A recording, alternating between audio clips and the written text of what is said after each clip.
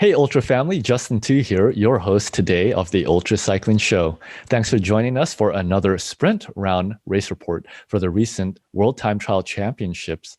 In this segment, we'll be hearing from Joanna Sharpe out of New Zealand, who competed in the 12-hour event and placed first in the women's division and her 40 to 49 age category and 8th overall. Thanks for joining me on the show today, and well done, Joanna. Thank you very much for having me. It's a pleasure. All right, let's get started with this sprint report. It's a fun series of interesting questions where you'll be challenged to answer each within a set time limit ranging from 10 seconds to 60 seconds. But don't worry, Joanna, you won't be disqualified for going over time. So let's get going with the first question. Who are you in a nutshell? Name, age, location, and occupation. Well, my name's Joanna Sharpe. I'm actually originally from the UK, but I live here in New Zealand. I've lived here for more than half my life, just outside our biggest city of Auckland. I'm 45 and I'm self-employed as a leasing agent. Wow, amazing. Okay, describe the event with one word. I love this. Intense, I think, would probably be my best description. I can only imagine, especially at that distance. Okay, why did you choose this event? Look, for me, it was a chance to pit myself against the best in the world. I'd set 2 virtual world records time-wise a couple of months before. And so this time I was really wanting to see how I could go with the best ultra cyclist the world's got, really. Wow, and of course you did great. 8th overall, first in the Thanks. women's division. How did you feel? Scale 1 to 10, 10 being great? I think probably during the 12 hours, it fluctuated between 10 and probably 3. Doing any ultra event, you're going to have highs and lows, right? But I think mostly on the whole, I'm going to put it up there as a 7. Wow, fantastic. That's great to hear. Great feeling and great result. All right. What was your goal versus your result?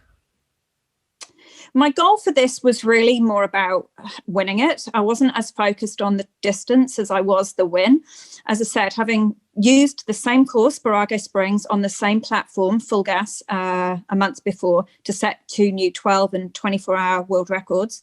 This time it was really about trying to win the women's division and hopefully come top 5 overall, which I didn't quite achieve. Oh, very close. But hey, top in the women's division. That was fabulous. Well done. How much time did you spend off the saddle? I really didn't. Within a 12-hour event, you probably don't need to spend too much time off the saddle, right? I think I got off twice to pee. I could probably have got away with once, if I'm totally honest. But it was a bit of a luxury pee break, 2 hours from the finish. Yeah, I suppose in these virtual events, you get a little more relaxed when you're there at home. Okay, describe the course.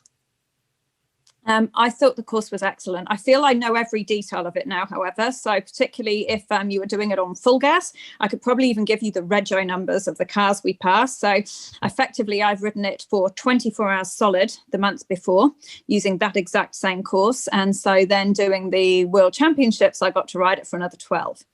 It's pretty flat. And obviously for you guys in America, you've been in Barago Springs heaps, right? But for me here in little old New Zealand, I've never experienced it in the real world. So I found it fast, primarily flat, although I did enjoy the fact that it does have some undulation. I think for me, that gave a bit of variety. It also helped me stay more focused, being able to use gear selection, and obviously having a bit of a descent is kind of gives you a bit of a buzz because you're going faster virtually. So I really enjoyed the course. I'd love to have a chance to do it in the real world one day. Yes, and then of course face the nice heat that you get there, depending on when you're there. Okay, what time did you? Well, it's middle of summer here at the moment, so heat's. I'm with the heat. Okay, let's give you more time on that one again. What time did you start the event? It was 6 p.m. in the evening here, New Zealand time, as opposed to I think it was sometime around midday for yourselves in America. Yes. Okay. Average power throughout the event? My goal was to hold about 3.6 watts per kilo, which is what I managed to hold for the world record the month before. I'd say some of the mechanical challenges made it a little difficult for me to really get that quite right. I think I held just over 3 overall. Okay, so you really know your numbers. So serious cyclist. Okay, how about what was your max speed? Look, I'm a weight weenie, so I can't say I get as fast on the descents as some of you guys. It's really just over 55 Ks. All right, yeah, that's pretty good. Just over 30 miles per hour. Okay, what was your max cadence? So I always try to keep my cadence high on events like this. So I think my average was just over 80, 85. I think my max was over 100, but maybe around 110 from memory. Yeah, that's pretty good. Pretty good numbers. What was your max heart rate? Were you using it? I don't wear a heart rate monitor. I mean, apart from the fact that it's just another encumbrance to wear under a jersey, I don't know. I really want to know. Yeah, I know. Seriously, actually, I can't say I enjoyed it myself. Okay, how many calories did you end up burning and then eating? So I think I burnt close to 7,000. So it's 12 hours. How many did I eat? I can only manage liquid food when I'm riding. So I think I probably tapped out at not even 3,000, if I'm honest. Interesting. All right. How many toilet breaks did you end up taking? I think you already shared that. 2. How many sleep breaks did you take? Any? Don't sleep. Even when I did the virtual race across the West, actually, which was on the same platform organised by Revolve 24, I took, in the 3.5 days that I took to win it, I took 3 sleep breaks of 45 minutes a pop. So there was no way I was sleeping in 12 hours. Come on. You're too good. You're a veteran, of course. It's not that long. Okay, how did your speed power profile look like throughout the event? Probably wasn't as consistent as I wished it had been. To start with, I was able to really match my power output to the boys.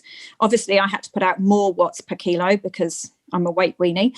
But I found that just due to some of the mechanical errors with the app, I wasn't able to see the men throughout the whole event.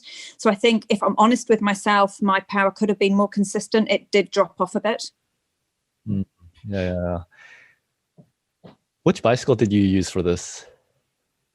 There's only one bike for me, and it's the Liv Langma Pro disc brakes. Not that you need those on a virtual, but I have to tell any ultra cyclists out there, you need ETAP, because not having to change gears using the old manual push and pull system is an absolute game changer. Having just that touch of a tiny little button just makes it so much better. All right, good sales pitch. It's sponsored by them if you're not already. What gearing? I am. Oh, okay, cool. Oh, what gearing did I use? Well, I mean, I was on a Wahoo kicker. I use the same gearing that I do when I ride on the road, which is a 12 speed for my Liv and 28, I think, from memory. All right, cool. Okay, interesting question. What size tire and tire pressure, if you used one on the front wheel or maybe even the back, or what were you using? So, yeah, I mean, I just had a Wahoo kicker, so no back wheel. And on the front wheel, I just kept my regular wheel on, which is a disc wheel. I run typically 26 tires and 85 to 90 pressure. But I weigh next to nothing, Justin. So, yeah. Hey, you're not alone. I think I'm in that same boat. I am scared to compare, though. How many sets of clothing did you use?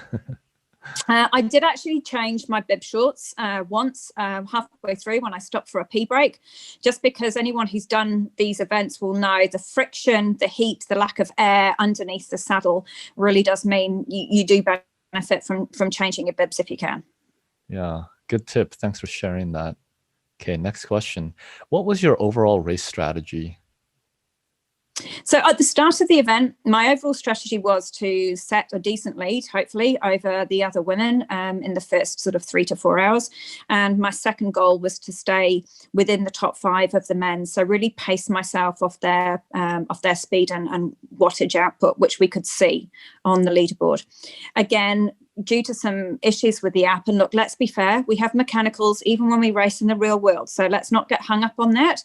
But when it happened, it meant I couldn't see the men And for that reason, I changed my strategy slightly, wanting to not blow up. I really focused more on just maintaining my lead in the women's race. So it was a bit of a change at about the sort of 4 or 5 hour mark. Yeah, interesting. Got to think quick in situations, even in the virtual world. Okay, what did you use for nutrition? Your snacks, food, and hydration? Right. So I suffer from celiac disease. I've got a number of gut health issues and also a complete dairy intolerance. So for me, there's only one choice. Probably everybody else already knows this, but if you don't, this is my tip. Hammer perpetuum whilst I'm on the bike. I can only stomach liquid food. I can't handle anything solid. So I supplement that with isogenics as a liquid food as well. Hydration, my personal preference is, and I'm not sponsored by them, but I use isogenics, Refresh, and I also use the Hammer Endurolites just because of sweating. And then sometimes I might have like a dried apricots or bits, but I really can't handle solid food when I'm on the bike. So liquids it is. Yeah, pretty common for ultracyclists, but yeah, sounds delicious. Who was your support crew? So this is only a 12-hour event. So the support crew was pretty small. I have a very long-suffering, one could say, wife. Her name's Jude. She is on hand always during these events to be able to give me any support I need. But being 12 hours, to be honest, I was quite self-sufficient. I had everything set up really in advance. There wasn't much I needed to call on her for this. Slightly different with a multi-day or even a 24-hour, to be honest. Yeah, of course, you're very experienced, so you can handle 12-hour. What was the most difficult segment of this event? See, for me, I don't think, personally, it doesn't matter if it's a 24-hour, a 100-kilometer, or a 4-day. I always find the part before the finish line is really in sight as being the toughest part. So I always start out feeling really strong. I always finish feeling really strong. The middle section is probably where the mental resilience, I think, needs to really kick in for me. So I'd probably say that, yeah. Yeah, last stretch is the most difficult. I don't think you're alone in that. Okay, boring segment. I don't find it boring. And, this is funny, right? Because I get asked all the time, especially with a virtual. So be it Race Across the West or the 24-hour world record the month before. I don't find it boring. I feel that Full Gas as an app is really immersive. So you are constantly, if you're wanting to be competitive anyway, you've really got to keep an eye on your speed, your watts per kilo. I'm constantly looking at the terrain. I'm thinking about when my gear selections need to change. I might have the radio on for some music, but I don't get bored. Well, that's pretty cool. That's exceptional, I think. Okay. Really? What was the most enjoyable segment? Oh, look, when I started, I felt $1 million. It was so much fun. And I always think you've got to live in the moment. So when I started out feeling great, I thought, take a mental snapshot of this. You want to remember this feeling for when you get a bit tough. And there's no doubt about it, is there, Justin? That last stretch where you know that in 5 minutes you get to get off, you get to sit on something more comfortable than a bike seat is also pretty awesome. So probably those two bits. Yeah, totally. Now, I do want to just ask, is it the case that when you're done with such a long ride and the timer hits 0, that you just still keep pedaling for a few minutes? Yeah, I do. And actually, we have a rule in my house that I'm not allowed to stop pedaling until my wife, Jude, tells me I can. So I am always hoping to myself that she doesn't forget, because I think otherwise I'd probably just carry on.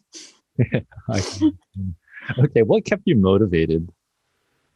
This time round, look, it might sound really shallow, but I was really motivated by a win. I really wanted to be the female world champion. It was dead important to me. And having set those 2 virtual world records the month before, I just kind of felt this is a nice way to temporarily close my virtual riding experience and enjoy the summer here in New Zealand, actually out on the real road. I know that's shallow, Justin, I'm sorry to say, but it kind of was my motivation. I don't know. I mean, as an athlete in a competition, sounds about the right objective.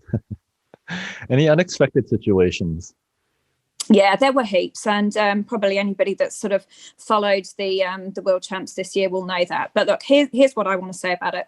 Full Gas is an exceptional app that we are privileged, I think, to have under development, because it gives us the opportunity to do things that we would not be able to do on another platform. With that comes the fact that things are not going to happen perfectly overnight. In the real world, we get punctures. To me, it's about mental resilience, whether it's a puncture on the road, whether it's a mechanical on the road, or the crashing of an app on a virtual race. How you mentally deal with that challenge is the difference between winning and losing, in my opinion. It was unexpected, but hey, stuff happens. Never mind. Yeah, that's so true. Being able to kind of become resilient through that and push through. What lessons did you learn? Anything you'd change for next time? There's always something to learn, isn't there, Justin? I learned a lot, I feel, and refined my hydration and nutrition. And I have to say a big thanks to Jen Orr, who's been fabulous, and also Craig Harper, who've really helped me. This has probably been my biggest challenge. So I really sort of practiced dialing in some of the changes that we'd made to hydration and nutrition. That would probably be my biggest lesson. And I feel as well that the challenges that came with this event, be it from the app's perspective or whatever, really gave a good test of mental resilience for me. So I like to think that that's my superpower. I'm not the fastest rider. I'm not the best rider by any stretch. But I think my mental strength has definitely got me through a lot of events and a few wins. So I think it was a great opportunity to further enhance that. Really look kind of at myself and how I was behaving, and just make some refinements there too. Yeah. Well, I think you have definitely dialed in a lot of things. Of course, you have an upcoming record attempt. I want you to share a bit about that here at the end, but you did mention Jen Orr. We had her in the episode previous, folks who want to check that out. And an episode recently that was recorded with Christoph Strasser and Craig Harper, another Kiwi, as you call yourselves there in New Zealand, right? That's right. He's an exceptional human, and I take an awful lot of motivation for him. How long did it take you to recover? Any injuries? It really didn't take this long this time. I took the following day off the bike, and then I was back on afterwards, which is primarily because of the record attempt we have on the road coming up in a couple of weeks. But no injuries, and I have to put that down to my coach, probably, to be honest, Dylan from Training Wheels. Nothing like no pain, no issues. No, good. Oh, so glad to hear. All right. Any tips for others who are interested in participating? Yeah, look, my biggest advice is practice. Practice using the virtual app. I rode it hundreds of times before the world record attempts and before the world champs. And there's nothing that is ever better than practice. And secondly, I'd say for me, it's practicing the gear you're using, the kit you're using, the nutrition. Don't make the assumptions that it's the same as it is on the road. For me, I find it to be a real punish on the virtual trainer. My hydration needs are very different. My nutrition needs can be quite different, and even kit needs because of the heat or the cold, depending on where you live. So those would be the same things I would say. Just practice as if you were taking part in a real world event. And I think you'll be great. Give it a go. That's the other thing. Just give it a go. All right. What's your next event? Well, that's exciting because on Monday, I'm starting a ride which takes me the entire length of New Zealand from top to bottom, 2,170 kilometers, hoping to set a new world record, doing it in the fastest time, following in the steps of Craig Harper, who has the men's record at 4 days, 9 hours, 45 minutes. So hoping to try and knock out something around 5 days if I can. Holy smokes. Yeah, you're going to be flying. Looking forward to following your adventure. Okay, anything else you'd like to share? Yeah, I'd like to, firstly, Justin, thank you for letting me come on the show. Second Kiwi, I feel really honoured. And I'd also like to take the chance to thank everybody who took part in the virtual time trial world champs, and particularly to the people that organised it, and to Race Across America for the route, and also to Full Gas for the work they've done to create an app. But for all of those people, it's really about me, honestly, saying thank you for letting a little girl from New Zealand compete with the best in the world. And particularly given the COVID situation, I'd never get the opportunity to do that. And from a cost perspective, it's really hard for us down here at the bottom of the world to compete with you guys in America. So yeah, thanks to everybody for giving me the chance. It was a real honor. All right. Well, it's been a real pleasure, Joanna, having you on the show. Thanks for joining me on this sprint round race report for the World Time Trial Championships. Of course, well done, stellar job on placing first overall in the women's division for the 12-hour event. Looking forward to following your journey further, and tailwinds for your upcoming record attempt. Thank you so much, Justin. I really appreciate it.